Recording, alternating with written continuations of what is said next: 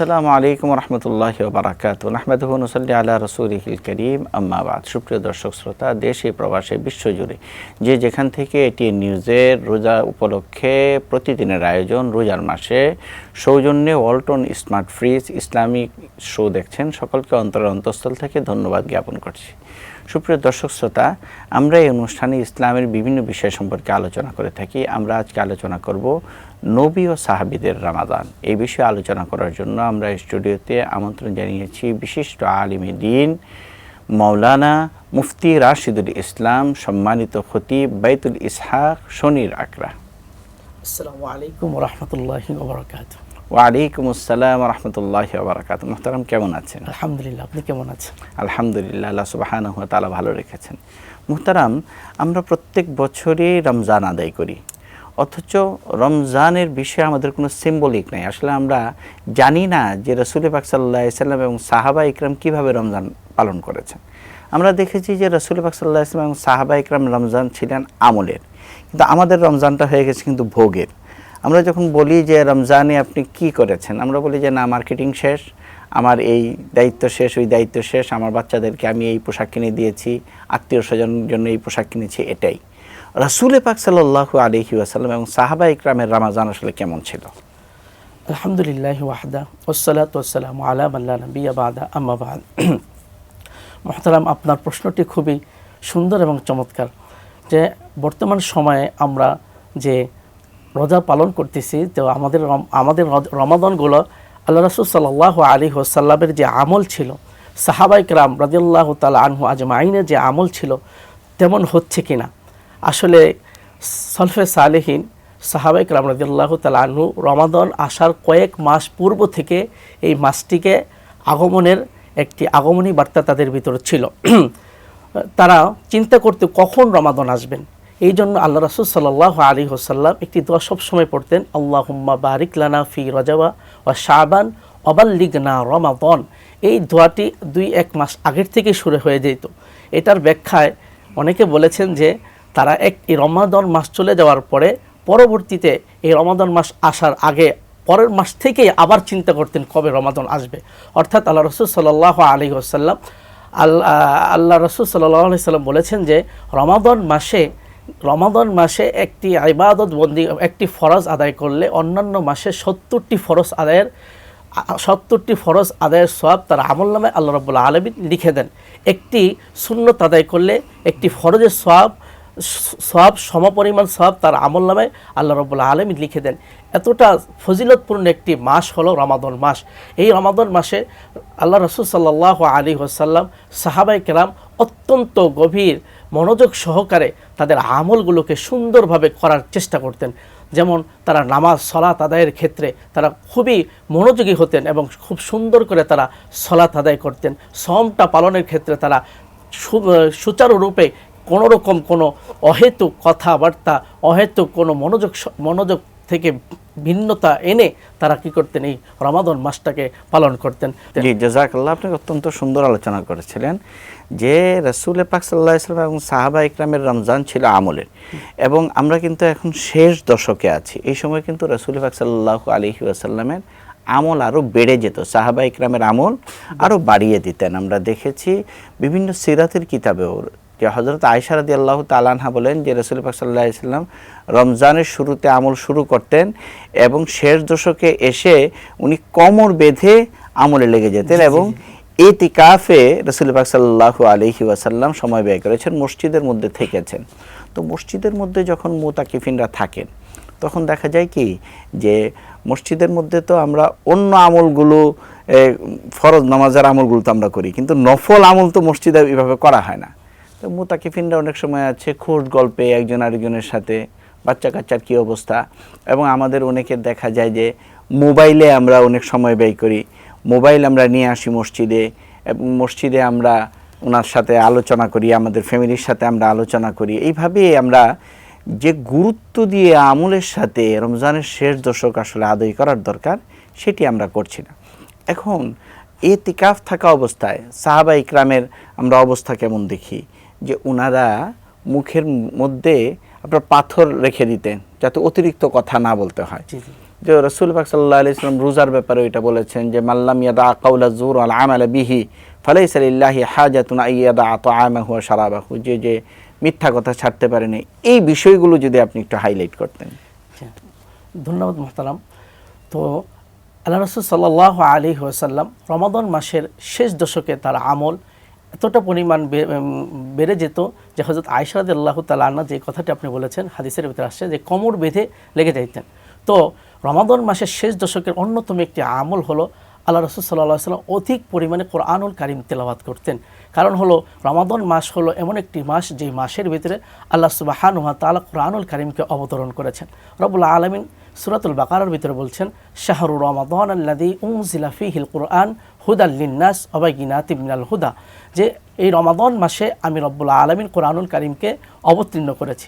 আরেকটি কথা যদি আমি পরিষ্কার করে বলি, সেই কথাটি হলো রমাদান মাসটা বরকতপূর্ণ এবং এতটা মহিমান্বিত হওয়ার অন্যতম আরেকটি কারণ হলো কোরআনুল কারীম তেলাওয়াত। জাযাকাল্লাহ, অত্যন্ত সুন্দর আলোচনা করছিলেন। সময় হয়েছে ছোট্ট একটা বিরতির।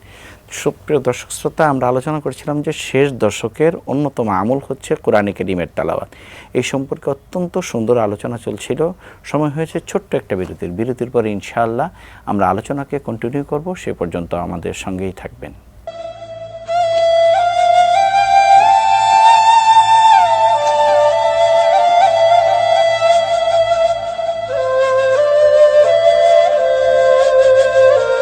আসসালামু আলাইকুম ওয়া রাহমাতুল্লাহি ওয়া বারাকাতুহু। বিরতির পর আপনাদের সকলকে আবারও স্বাগত জানাচ্ছি। সুপ্রিয় দর্শক শ্রোতা, আমরা আলোচনা করছিলাম যে শেষ দশকে রাসূল পাক সাল্লাল্লাহু আলাইহি ওয়াসাল্লাম কোরআনে কারীমের তেলাওয়াতকে বাড়িয়ে দিয়েছেন। সাহাবা ইকরাম কোরআনে কারীমের তেলাওয়াতকে আরও বৃদ্ধি করেছেন। এবং আপনি আলোচনা করছিলেন সূরাতুল বাকারার একটি আয়াতে যে শাহরু রমাদান আল্লাযী উনজিলা ফীহিল কুরআন। এই বিষয়টি যদি আরও বিস্তারিত আমাদের দর্শকদের উদ্দেশ্যে বলতেন। ধন্যবাদ মোহতারাম। যে আল্লাহ সুবহানাহু ওয়া তাআলা রমাদান মাসকে মহিমান্বিত করেছেন কোরআনুল কারীমের কারণে। কেননা এই মাসের ভিতরে শেষ দশকে এমন একটি রাত রয়েছে যে রাত্রিটি হলো লাইলাতুল কদর। এই লাইলাতুল কদরটি মহিমান্বিত এবং এতটা দামি হওয়ার একটি মাত্র কারণ হলো এই রাত্রিতে আল্লাহ সুবহানাহু ওয়া তাআলা কোরআনুল কারীম অবতীর্ণ করেছেন। আল্লাহ রাব্বুল আলামিন কোরআনুল কারীমে বলছেন ইন্না আনজালনাহু ফি লাইলাতিল কদর, আমি লাইলাতুল কদর শেষ দশকে যেই রাত্রিটি বিশেষ রাত্রি মুসলমানদের জন্য, সেই রাত্রিতে আমি কোরআনুল কারীম অবতীর্ণ করেছি। এই কারণে আল্লাহ রাসূল সাল্লাল্লাহু আলাইহি ওয়াসাল্লাম এতটা পরিমাণ কোরআনুল কারীম তেলাওয়াত করতেন। হাদিসের ভিতরে আসছে যে হযরত জিবরাইল আলাইহিস সালাম শেষ দশকে বা শেষ সময় নবীজি সাল্লাল্লাহু আলাইহি ওয়াসাল্লামের সাথে এসে কোরআনুল কারীমকে দাওয়ার করতেন। একবার নয়, দুইবার করে কোরআনুল কারীম দাওয়ার করতেন। নবীজি সাল্লাল্লাহু আলাইহি ওয়াসাল্লাম তাকে শুনিয়েছেন এবং হযরত জিবরাইল আলাইহিস সালাম নবীজি সাল্লাল্লাহু আলাইহি ওয়াসাল্লামকে কোরআনুল কারীমকে শোনাতেন। তো এই কোরআনুল কারীমের যে তেলাওয়াতটা কতটা গুরুত্বপূর্ণ এটা যদি আমরা বুঝতে পারি, অবশ্যই শেষ দশকে আমরা আমাদের বর্তমান সময়ে বাসা বাড়িতে দেখা যায় আলহামদুলিল্লাহ আমাদের মা বোনেরা অনেক অসংখ্য ধন্যবাদ তাদেরকে, দেখা যায় বাসা বাড়িতে আমাদের কোরআনুল কারীমের তেলাওয়াতটা অধিক পরিমাণে বেড়ে যায়। তো আমার একটি আহ্বান থাকবে, সেই আহ্বানটি হলো শেষ দশকে মার্কেটিং ইত্যাদি এই সময় এই দিকে সময় কম দিয়ে আমরা যদি বাসাবাড়িতে অধিক পরিমাণে কোরআনুল কারীমকে তেলাওয়াত করতে পারি তাহলে অবশ্যই আমাদের রমাদান মাসটা মহিমান্বিত হবে, আমরা সাফল্যমণ্ডিত হবে। যেই উদ্দেশ্যে আল্লাহ সুবহানাহু ওয়া তাআলা আমাদের উপর এই রমাদান মাসকে অবতীর্ণ করেছেন, রমাদান মাস দিয়েছেন, সেটার অন্যতম একটি আমল হলো কোরআনুল কারীমের তেলাওয়াতকে বাড়িয়ে দেওয়া। কারণ হলো কোরআনুল কারীমের তেলাওয়াত যখন করা হয় তখন মুমিনের অন্তরটাকে বিগলিত করে দেন আল্লাহ সুবহানাহু ওয়া তাআলা। এই জন্য আমরা বেশি বেশি কোরআনুল কারীমের তেলাওয়াত করতে পারি শেষ দশকে।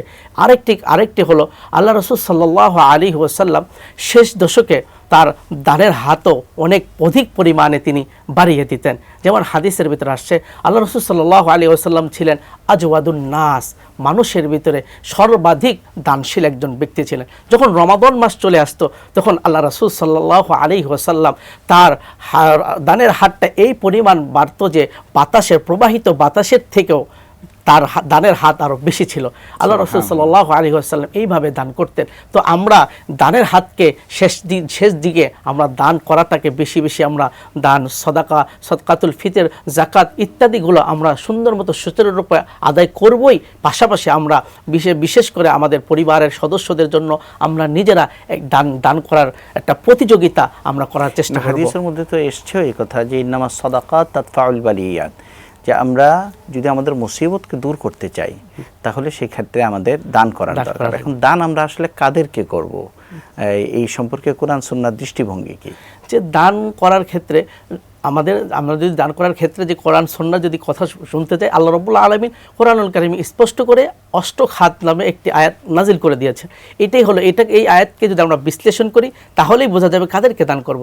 আল্লাহ রাব্বুল আলামিন বলছেন, ইন্নামাস সাদাকাতু লিল ফুকারা ওয়াল মাসাকিন ওয়াল আমিলিন আলাইহা ওয়াল মুআল্লাফাতি কুলুবুহুম ওয়া ফির রিকাবি ওয়াল গারিমিন ওয়া ফি সাবিলিল্লাহ। এখানে আটটি খাত আল্লাহ রাব্বুল আলামিন বলে দিয়েছেন কাদেরকে দান করার ক্ষেত্রে। তো এখানে অন্যতম হলো ইন্নামাস সাদাকাতু লিল ফুকারা ওয়াল মাসাকিন, যে যাদের কাছে যাকাত পরিমাণ টাকা হবে না, নেই, তাদের উপর আর আমরা কি করব, দানটা আমরা করতে পারি, যারা অসহায় মিসকিন। এর মধ্যে সবথেকে অগ্রাধিকার প্রাপ্য হলো আমাদের আত্মীয় স্বজন। কেননা আল্লাহ রাব্বুল আলামিন আল্লাহ রাসূল সাল্লাল্লাহু আলাইহি ওয়াসাল্লামের মাধ্যমে বলে দিয়েছেন, তোমরা সব সময় তোমাদের আত্মীয় স্বজনের খোঁজ খবর রাখবে। কেননা আত্মীয় স্বজন হলো সব থেকে বেশি হকদার। আমাদের আত্মীয়দের ভিতরে যদি কোনো এরকম অসহায় দরিদ্র থাকে বা এরকম যারা দান প্রাপ্য লোক, এরকম মানুষদেরকে যদি আমরা দান সদাকা করি তাহলে আল্লাহ সুবহানাহু ওয়া তাআলার সন্তুষ্টি আমরা অর্জন করতে পারব। তো আমরা একটা আয়াত দেখি যে আল্লাহ সুবহানাহু ওয়া তাআলা বলছেন, ফাআতিজাল কুরবা হাক্কাহু ওয়াল মিসকিন ওয়াবনাস সাবিল, যে নিকটবর্তী আত্মীয় স্বজন এবং অসহায় মানুষ যারা আছে সমাজের এবং যারা মুসাফির আছে এদেরকে আমরা দান করতে পারি। তাহলে বিষয়টা হচ্ছে এরকম যে অনেক সময় আছে আমরা আত্মীয় স্বজন বাদ দেওয়ার পরে উলামা ইকরাম বলেন যে মিসকিনদের মধ্যে বা অসহায়দের মধ্যে যদি আমরা দান করতে চাই সেখানে দিনদারির আমরা একটা কিন্তু প্রাধান্য দিতে পারি। মাদ্রাসা মসজিদগুলিতে বা কওমি মাদ্রাসাগুলিতে আমরা দেখি লিল্লাহ ফান্ড আছেন এবং সেখানে দেখা যায় যে উলামা ইকরাম যারা আছেন তারা আমার দানের পয়সা খেয়ে ওনারা নামাজ পড়বেন, কিতাব পড়বেন, কোরআন হাদিস শিখবেন। তাহলে এদেরকে দান করাটা শ্রেষ্ঠ ভালো হবে নাকি আমার সমাজে আমার আশেপাশে যে পাড়াপড়শি আছে তাদেরকে আমরা দান করব? কোন দানটিকে আপনার শ্রেষ্ঠ আত্মীয় স্বজনের দানের পরে? আলহামদুলিল্লাহ, খুবই চমৎকার সুন্দর একটি কথা আপনি বলেছেন। সেটা অবভিয়াসলি আমি যদি বলি সেটা হবে আপনার মাদ্রাসায় বা লিল্লাহ ফান্ডে যেই দানটা আমরা করি, সাদাকা করি, সেটা সব থেকে বেশি উত্তম হবে। মানে দিনদার মানুষের কারণ হলো এটার দুইটি কারণ। প্রথম নম্বর কারণ হলো আমি আপনার প্রশ্নটাকে ধরে যদি বলি যে সাধারণ মানুষদেরকে দান করা বা তাদেরকে দান করলাম, সেই দানকে যদি আমরা করি তাহলে আমার প্রথম একটা সওয়াব হচ্ছে বা একটা আমার বেনিফিট হচ্ছে। নাম্বার ওয়ান বেনিফিট হচ্ছে আমি তাকে যে দানটা করতেছি সেই দানের মাধ্যমে আমি যে সওয়াবটা পাবো সেই সওয়াবটা আমি পেয়ে যাচ্ছি। ছোট্ট করে বলতে হবে জি।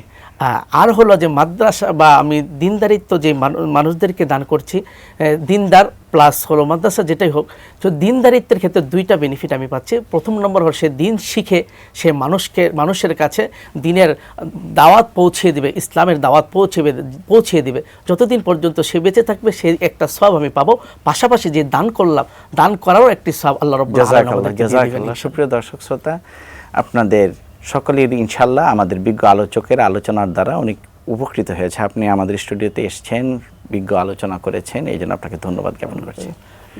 সুপ্রিয় দর্শক শ্রোতা, আমরা আলোচনা করছিলাম যে রমজান মাসে রাসূল পাক সাল্লাল্লাহু আলাইহি ওয়াসাল্লাম এবং সাহাবা ইকরাম কীভাবে কাটিয়েছেন তাদের রমজান কেটেছে আমলের সাথে, দানের সাথে। আমরা ইনশাআল্লাহ এই আলোচনার দ্বারা আমলের প্রতি এবং দানের প্রতি উদ্বুদ্ধ হব। আল্লাহ সুবহানাহু ওয়া তাআলা আমাদের সকলকে তৌফিক দান করুক, আমিন। ওয়া আখির দাওয়ানা আলহামদুলিল্লাহি রাব্বিল আলামিন। আসসালামু আলাইকুম ওয়া রাহমাতুল্লাহি ওয়া বারাকাতুহু।